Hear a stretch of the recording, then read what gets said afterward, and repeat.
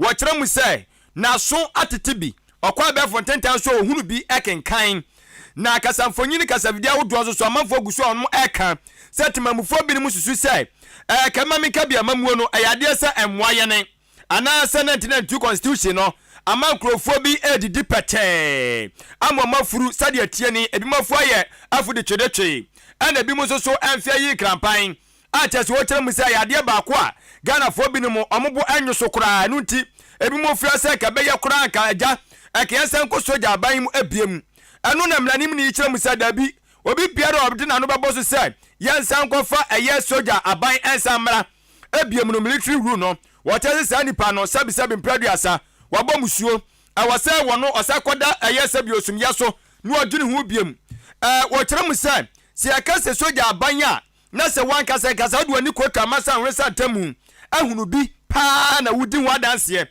anasɛ emposo ametumpo ana wubu nkontene akɔpɛ nkrata wodo ya twatwade agu hɔ no ma yaka ɛyɛ saa soja aban ho nsɛm ɛwɔ mu na wakenka bia ɛka wakasa kora kanya deɛ sɛ oba bia wa no kora mpo aka da biara da sɛ yɛnsa fa soja aban ɛmra ma konko gana mu ya wɔse sɛ ka soja aban ɛna ka wɔnom empepiam no kasa ya enka chiana senior school anei ɛyɛ de suafo ma akoma konwɔtwe wɔnom timi kɔtena abɛfo ntentan so na wɔnom atwabro Ghana man panyini twabro na ɛne na wɔtwe atwam ya ate ho asɛm sɛ saa de suafo wɔ nyina no asom wɛ nwuma suaso ya so ka sɛ ɛkɛm pam mo kora mo ɛnkɔtena fie ma yɛ njo mo suapɔn bi anase school to aso bia mu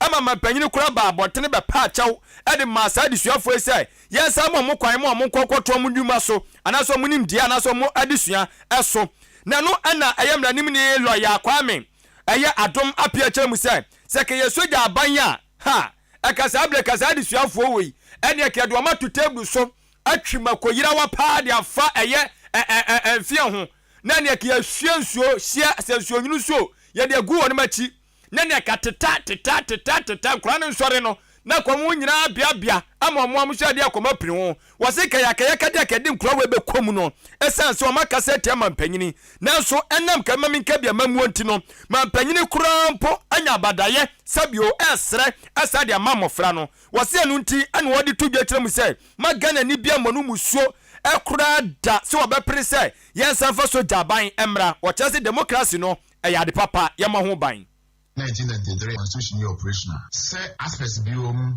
provisions biome, enye provisions biome ayeno. Me ayemi dese yetumia abegru 30 years of democracy. Me kada bi ase democracy a enye. It is a military government aye. Because democracy enye. Ubitumi African de open bia. Just imagine anu amayo bi nya akokodro didi o mampani atem. Imagine sasa nkaye military rule kanum pokrom ni bebi nko mu nya bi. Na campus wa kwa bi atem asa afa amwadi. Kofobi a mo challenge aban then military government not say me didi watemo but wa dia wo nye we na enye keye ne say agebe bo oman ebi no rai ebi rai anya mu bi mbese ne so challenge military government only me nya agentin ana jona dia be china oni ho midi democracy be compare military government kakra na ya ti asese yen na ya ba na ya so anya akotena social media so na ya trend sem na ban ne nye ntin Ghana soldier for so man go tu aban na mu na je zamo ya jimi for me anu tu egu ani ade no ya na omunim ba bia mo so ya mo ba na ne ba bia so ba na so history kakra and outside military government mu kakra ka bu 30 years nyame ne yedini yi Ahenkan FM abusuafo ene a woti yei woyɛ emranim ni Kosibro ni legal practitioner lawyer Kwame Adom Apia wamana no ansi wono ma woto aso de bi apie so kyerɛ mu sɛ enkrofo a wono enso ɛsrɛ dani de nyina ka sɛ Ghana ɛyɛ amamra 1992 constitution no amankrofo bi ahotɔ ana ama binum so esuo etete ehahai eno wose safo no mo efra se yenye eye 1992 constitution mu sakyeraye no se munnim abakwasem ewom a wo ka kyerem se enam eye amamna sakyeraye mu ana enam so etu eye Ghana eye opanyina wondi ka di mapanyini no otutu nneoma na ne wanya ni ba bi ekọ doctor Kwame Nkrumah na ban edigu ye ewafe apem ahankono aduosia no emu ho no mo 19 system se munimo o ka kyerɛ mo eno so kura ma Ghana so kura ye ho kyere ye ne pa wono ma bi ho enu nti mo a mo tiatem se yenye Ghana mamra no musa kyerɛ ye no mo ka ma hu sade mo se me ka no so afa sade be ya saa ɔhaw a ɛkɔɔ soɔ no ɛwɔ 1960s mu ɔno yɛnsa hunu bi ebiem ɛwɔ ɛyɛ afempinu ɛne mmerɛ a yɛwɔ mu sisia no ɛnso de kɔ yi mu. Again, the map I'm in Chroma Kuba, you got about 1960. We are changing constitution. The changing constitution, yes, you call Republican constitution, tobacco, independent constitution, you got to change. You haven't found on Twaba. You free over here, but Twaba 1964. You call one party state. The Nano, yet Siana Nanado said, let's say, MPP, one party state, a very busy for Dana. Who what of whatever character, and yeah, the SSC is so. If there are opinions, you better ventilate, you grievances, you better answer my higher. Young man, no Mumunyajma. Ghana abedesmama eni wano ayamranimni legal practitioner emranimni Kwame aye adom apia ena watenenka enso enono na mayemmowram ewo ensanfoforo enso emwan wo amanyosem ono aye opanyini baako anem ne wokase wayiniti na ni brabre no wonya asem ketwa aye owura NS kwaku kobia na wano de agya UK ana chase watena di nkuya kakra na so ya Ghana di hye mapa na okotena UK no waso wasua sade ya UK fo omsi bu oman no sade omsi metetu omonnuoma no eto obaso oba Ghana na Ghana fo agiri tum mana kwanya no so besom oman no na saa ni suade hunu anasa totoye okohunu o UK man mo no wonso di bi eba na beso Ghana fo so sade be ya oman betimi so atumpon na owura yi kire mu se wono ye NDC ni de hye papa na wo hwe se de NDC totoya nsi bi ekona owura John Dramani Mahama so mka so mde ne ba fimpinu ne aduonu enan a enhye da moa papa enti owura NS kwaku kwabie kire mu se wone ne de besia ni ewo eye NDC for mo promise ni mu na se wo twifa eye owura John Dramani Mahama so no otu franka de ma NDC amanyoko na fimpinu ne aduonu nan a oh anya Ghana fo atadi fo wa yani atedane sanse ye nyina sa akora gi ne tum se onyama panyi dia papa ya dani suade hunu bi adi se de owura alankwadwo kyerematen ye no wono so ye bi na o checheni nsem no o kire se ekoba so onu timinya akonya no otu franka de ma NDC amanyoko no na Ghana fo gi ne tum so se o meye mampanyini wa fimpinu ne aduonu nan mu ade ekwa sanfie na na di animu no wase de atie nie ana obaba mode pa de hye mapa de agu akwan so ama Ghana yetime atumpon ama enei se okọ European countries na yeso yetime de enwa toto won mo na wose wode obetua bosumi akatua bi ade amema abusua awodu wo ma konko Ghana mu ya enti ebia mensa family no papa e kire mu se bosumi bia obetua yeka ai mensa family etu ayuko abusua mo baje mo de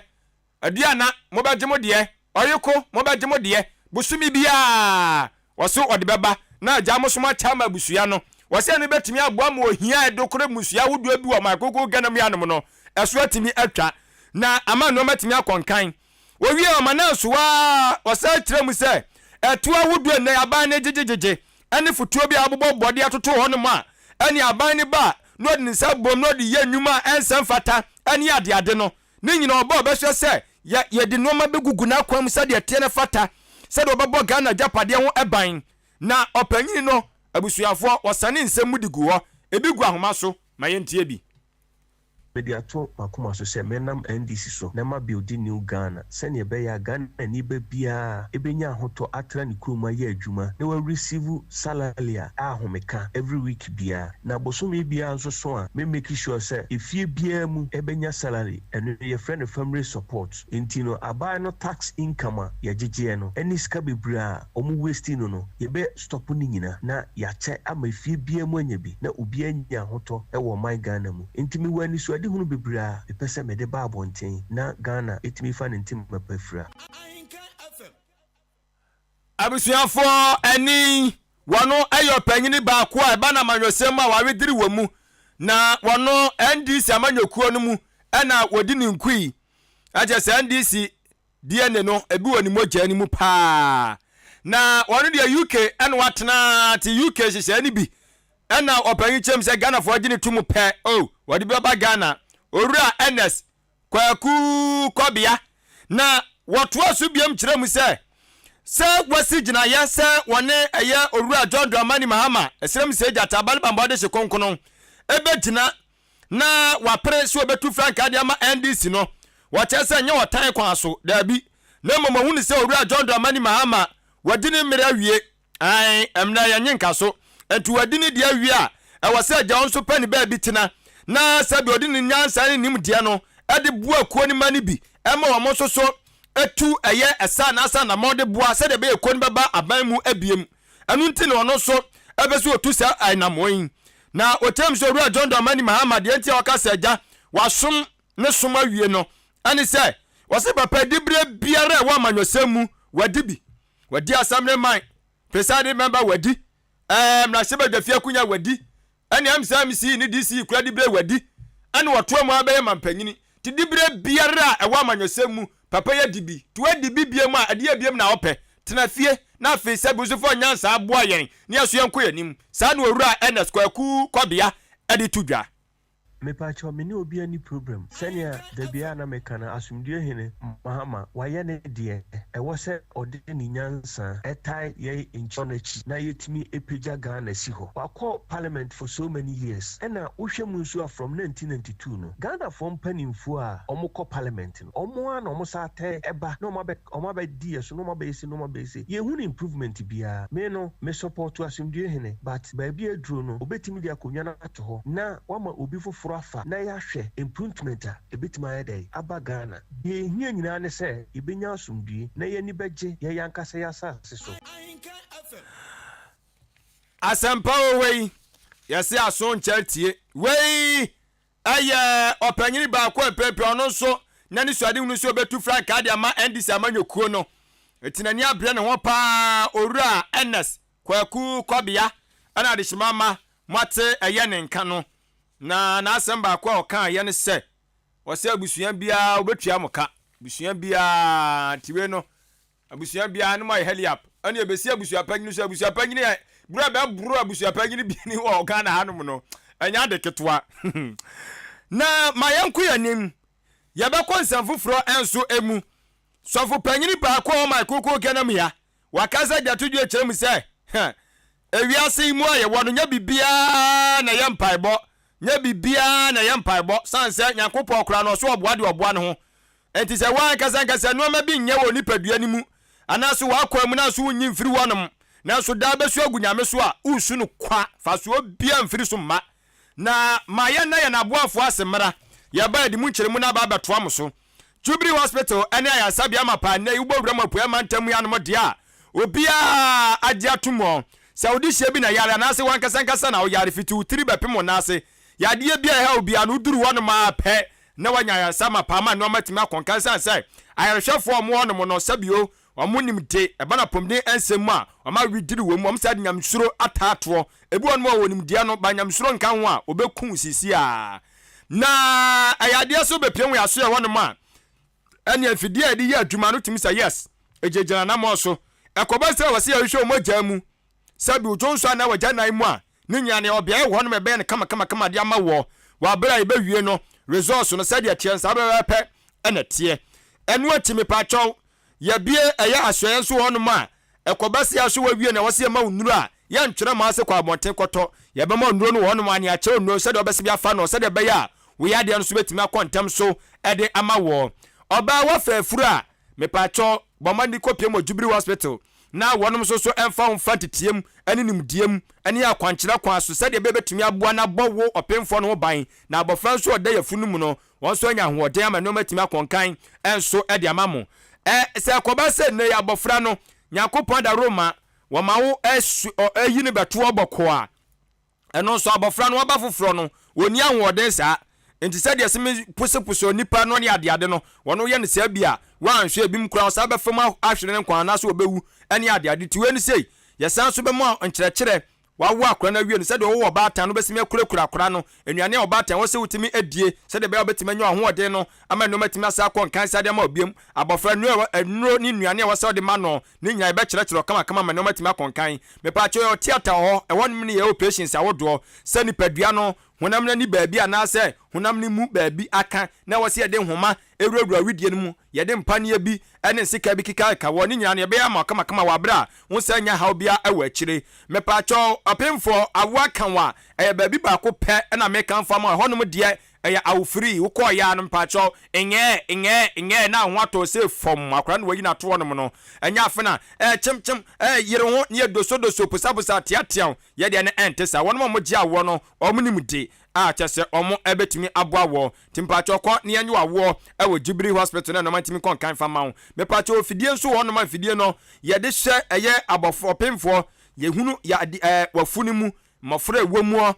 mofra nse do ma ho de se betie ni nyina no ye ofidie de hye de ma wo se de be ya abofra no nya ma ye kora no obehu se de akora no so sibitie so ye oba so ye bema se de be ya wo hu siesie no ntoto ye bia no obehu se de wo se betoto de afampa cho junso mu ya de bia so ye de kwakodan wo no mo ye oba sum ko mutufo ma wo kyerɛkyerɛ ɛfa no ɛyɛ ɛba no apomde ensɛm ho a mepa cho si wani na wo ho ya yade bia na se ho ha biara Jubilee Hospital na wase de ko na wonum ehwe ma diabetes ne hypertension so me patcho na tan kase so wonum da fiada ene yayi de so wonum edi yade hu dwuma na mum da ne pa ho da bia so betimi de aba ne ahwe de ama nuane bia obedi Jubilee Hospital atran ye wo bia no enwo te udi emfa yade foforo bia emfa mrew apomdin si achiba health insurance me patcho ni nyina ye adwuma national health insurance ne private one no ni nyina no ye adwuma kama ewo ye nakache ene de no obuo kwan asofo ani kire mu ewo odan aboabo kwantempo no so amantra bridge ne so no ma na abehu wonum atran ye no enso eho ofiri eye odan na eba aboabo a onsa benkum eso ewo amantra bridge ne so no sanso na ofiri odan aboabo kafra na ko odan onsa nifa so eno so ya amantra bridge ne so no ma 0244 575799 0244 575799 and 0241 784645 0241 784645 eno Jubilee Hospital na eno achi no Ochima Development Association so mo nhwe ma Ochima ense de biara da wa bre wo me marketing ka ne maya mbabunu amusisi wo mo so ewo Ochima mu ha o metimi aboa ama ne o metimi akoye enkan de ye ne me pa cho ye nyina ya te enwa se ne aka enwa bom se ba kofo ya furu mu ma na ye nyina primpuntu enu nti 10 Ghana cedis se wo ye ohokwo no watu bata no obetre Ochima mu ha ana wo to Ochima mu ha na wo ye kromani ye nyina no ye kekan sase 10 cedis o de ba Ahenkan 93.3 FM fidiom ya achima babu ne butuo obetua eno registration fee me pa cho afese ne so sabusumi bia no obetua 10 Ghana cedis ne yetimi ade abofutuo bi de ato onom ne yetimi de asoso so nkronkro ahodo a ewo Ochima mu hanom asene kobase ba bifo hia agyanan omu hia ensuo ade bi omu hia bi ebetimi ade ahoden anase ebetimi de futuo no bi akɔboa omu bia no ne aye ne sa pepepe na etimi aboa me no matimi akonkan me pa cho ebia wo chichire ana benche wo hwe mo Facebook live YouTube live ahenkanfmonline.com ana wotie bi di free ebia wontimi ntua na ma emma fidiom ya manimu ya do be ye ne mpanyfo nkasa ewa ahoma iso wonum ebetie wonsam no na afọ mama akwankyera betimi afa so betimi de wo ho so abeka Ochima Development Association ehu 0594 467029 0594 467029 eno Ochima Development Association na Ahenkan 93.3 FM Twedian pada Roma aso de ho ene tie dwumadi ahodo ekoso kasafidie so ene anopa awia anadwo da suom ahomache ni nyina mu ono na wotwini mu ni na wotwina wie ye dwumadi ekoso bia no adeshima ma so pempem ene tie Sam First Venture se wokosi a wabiemu aboabo ejigum saa ti bia befa bia no asompempim etie ti de obeye nie ya pese ya fasa akwanya wesu ne ya boawo ma adwumadie nso awudie na nso timi etumpon kɔ nanim etie bia wo ye dwadini enwema ahodo awoton no fa beda Ahenkan 93.3 FM ya de betum fram ne aye hu dede etufuo beba beguso atama so timi nyesika e de atubotom de dwumadie a wo de edie enu echi no mepacho ebia school na wabie opa desuafo wabie company bi opa adwumayefo anase enewu di dwumadie bia eye dom na wose wunya na ode adi mepacho ebi ye afahye ayiyo abedinto awaleje ni nyina no de beda Ahenkan 93.3 FM a ebedi udwuma e de ama ma so udwumadie na timi atumpon akonanim 0244 29 0093 and our friend 0244 29 0093 adishima ma friend painful sisi a wonu bejo so na afi so no watimi enso abomode ne adigwa na no matimi akonkan e de amawo afi ma yenwie Kasiebo nan eye opanyini ba ko anayi wono na esi eye Israel one mo Bible school a wate e wo my koko Ghana mu anomo wiase fanya ba bia befa bia bi ho na so ba Ghana hanoma opanyina wono na ehwe eye school no so de ma wono mo Bible school na kasa din e de World Wide Evangelical Seminary wono na da no na eno na wode atodwa e kire mu sai Ghana ya se empaibo he ba ke bo no wa ya do so dodo enti ya do so dodo ewase ehwe ne atete so ni ya nkasa ye di anipadua no esi wono mo ne akosibro ni se examine yourself ni ahwehwe ya nkasa ye mu se suban bi we mu a enye ensefata ewase ye gani nyina mu ana se ye ne saade betumi aboa ni ye gani nyina mu a afeni ye de mpaebo na aba be pii so enne betumi aboya mo my koko Ghana konanim na se da bia ye bo mpaye ni ye firi asori dem a sabi okronfo okwa sabi kafracho otutreni onu so koprewo bi de onu so kwahye kobone ntampe obi akoye de ope na afi se kwase da ni duru anasa meme da ni duru a nyina se kwahye mu ahia dem nya se su agwawrade so ne de o se ya adwumahunu ana nyame anim nokro bo nsɛmati kɔpɔ de tua woni adwumahunu na yɛyɛ no na Apostle Dr. Louis Abuaje ana ekasɛyi anu wo kyerɛ mu sɛ ɔman biara pɛsɛ tumpo na sɛ nipa bia nkasa kora no wabra bom obɛsɛ tumpo na pɛsɛ Nyankopɔn aboawa wudi kan gya no ma wo yɛ nyina mu ansa na Nyankopɔn no watimi afrɛ no na ɔnso atimi aba bɛboa na bɔne a wo yɛ no da so atim ɛyɛ bɔne bɔnkrɔfo po yɛde wo kɔtena ɛyɛ asoɛ bi sɛ hwɛ ministry bi so a na wo bua po uwie a na wo hwɛ anim sɛ Nyankopɔn hyira Ghana ebe de timi akoso ede ogye sɛ suban ni nyina no yenyin firi emu yɛsesɛ yɛ nipa ban na afia de mpaebɔ aka ho ɛno bɛboa ama Ghana yɛafia ntoma pa afira sɛ yɛbɛtumi ayi bibi sɛ nyame ahoɔden bɛtumi aba ɔman mu bio abra yɛbɔ mpaeɛ a yɛnyai pɛsɛ menkuminya yɛnyai adeɛ a menkoa na meho nyansa sɛ obiara you should involve other people obiara adwuma na woyɛ wonyɛ mma nipa woyɛ ma wo man country first ɛno yɛ ayera ɛma bɛtumi yɛyɛ a yɛnya dwurum bie kɛkade sɛ yɛfa ɔma no ani nkyerɛ nyame anim na nyame nsua ɔtɔgu ama bi so no saa nsua no bi ɛtɔgu saa ɔma yi sɛ yɛ saa deɛ a na biara yɛde bɛka sɛ yɛa nanso na abɛyɛ kram bodi ɛfidie Ghana adesimama ene a wuti yei wono eye opanyina o my koko Ghana mianom no wo hwe eye World Wide Evangelical Seminary eye no ya Bible school Israel for na aba beto o Ghana ha na Israel for na aba beto o Ghana na papa hwe so Apostle Dr. Louis Abuaje na wote ne nka no seminary Awurade Nyankopɔn kofi mensa de asɛm bɛba we say Facebook na mi kwa amanfo adwenche na mede ba no ye bɔ no jaso ne akɔ sanse Ghana ne ye gina kwa no enya de ketwa Ghana fo ani abere pa ye gina kwa no ye anwumere no nso ya Chan 2022 no ekoso wo ye Algeria ho na ekoso enti Ghana ne ye gina kwa no akyese enya agrotimi sɔre na agokansiemfo no wonom so aba bekom e the live commentary de mu hwam ha na sports update ni nyina ye no aha na commentary papa ni nyina no ye tie firi na we say adwempa kemen say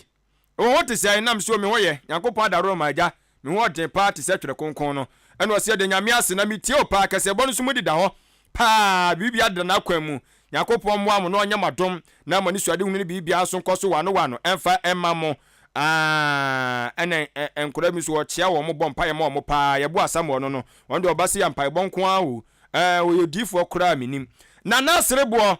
Democratic People's Republic of Achiase no di free be osifolo Ghanaians abia so si ye nyina no ye mo ya adwim da ho na ye pe kwa befa so betimi atoto nioma ye mie ya sum na afe so no ye ntie amanyofo no bra so omde campaign awodo oba promises awodo no mba be hye muani na ho na obi amehye obɔhye bia wontimi ensusu nisuo yate ene ode ho asem ede aba no we say families are going to receive salaries sa no wɔka owura ns kwakuko bia asem no so abusuafo mbanya ketua ti abusua panyinifo na ye bɛboro masum saa kodi abusua panyiwa no wadi na ne de ayantam so we say enchakase ensusu enkoma yen ye bɔ adwumaden ahenkan ye koyanim na ose kase bɔndi dem enso ɛwɔ achem abenase yate fee no fee clothing ana odi afiri edi aba achema benase no fifi fi wan se bro nya no ko ahye ase a wo tata me mami ko Facebook ni kakrai nana akua mo aboaten wono se aka Baumia is coming one day watch ya Owura Saki waso obaba ye presidential candidate edi amabre kuma central saa na wanabo abu jenaponso wachia no ha minister for lands and natural resources yache na ma why we ye master planner junior Kentampo na ono dia boss aka Kentampo BMW yate on se ososo bronya ni twa mo tata me master planner junior Kentampo o say adwempa ma chiaw na media meni Owura Ernest adwen eyepe na Owura John Domani Mahama pa de edien no wode maganafo edien ozo ono ankasa kura na ono ankasa ne nkrofo ahunu kan kire ganafo Owura na so ye ndisi ni so ono ahunu se Owura John Domani Mahama oni hwe de maganafo tini kwa se ganafo kura mde Owura Mahama so kura biem o se gidie ni nyina se MPP aban ni mu gidie kase ni nyina se MPP aban ni mu owie no na wachia Owura Colonel Kwadwo Damwa retired we you can say mom gigi tuoi mom di mame Ghana Revenue Authority say wona no wo hu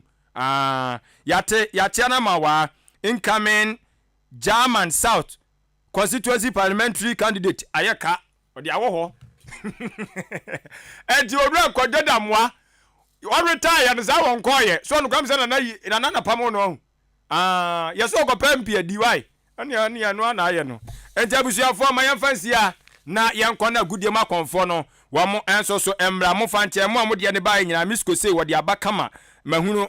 na afi so no kobi edutwum so de yahunu enso ewa ha enti yekɔ sedem di kan ye no Black Galaxy won mo ejina eye okwa Black Galaxies omu gina kwano ene anwumre yi no so yekɔ agudie ma konfo no ba betoa so e de ama mo aboafo no eye subuade sikonkono kwabena Akim on the baby afide no furuma e de ma ye afi Kwame Asante Adaroma Facebook live YouTube live waye hu adwuma fine e de ama ye ne ama wo so watimi ahwe ye e wo ho Owura Biliman so ahwe ama de e ba monten so nyina no watene kama ye da aboafo nka ye de nyina ase okenkan ni e ye me adwen